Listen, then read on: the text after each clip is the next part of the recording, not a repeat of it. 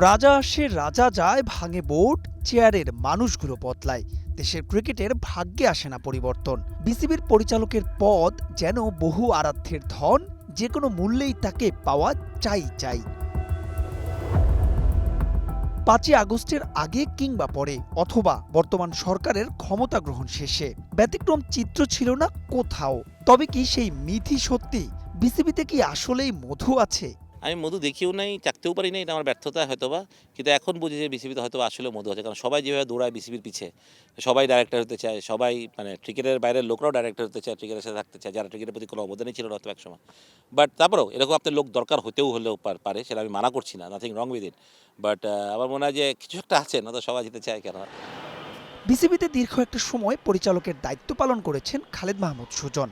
তবে সবশেষ ফারুক আহমদ আর আমিনুল ইসলাম বুলবুলের বোর্ডে ছিলেন উপেক্ষিত। অ্যাডহক কমিটির দায়িত্ব নিয়ে সুজনের মান ভাঙিয়ে তাকে বিসিবিতে ডেকেছেন সভাপতি তামিম ইকবাল। সব ঠিক থাকলে তবে কি জুনের নির্বাচনে পরিচালক পদে লড়বেন সুজন? নির্বাচন করবো না ভাই, বোর্ড ডিরেক্টর হতে পারি না, বাট অন্য কোনো ক্যাপাসিটিতে যদি আমি বিসিবিকে হেল্প করতে পারি, I am very happy to do that. But director হওয়ার ইচ্ছা আমার নাই আসলে।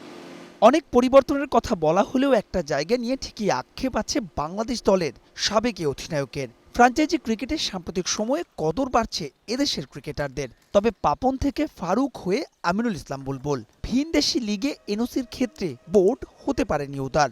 নিউজিল্যান্ডের দ্বিতীয় সারির দলের বিপক্ষে খেলতেও পিএসএল থেকে উড়িয়ে আনা হয়েছে 6 ক্রিকেটারকে।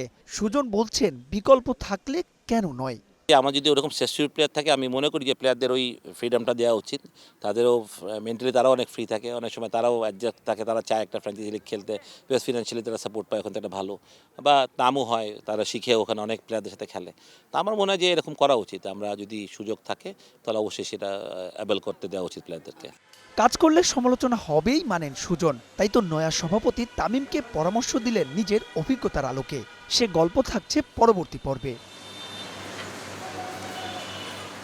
মাহবুব রিমন, স্টার নিউজ, ঢাকা।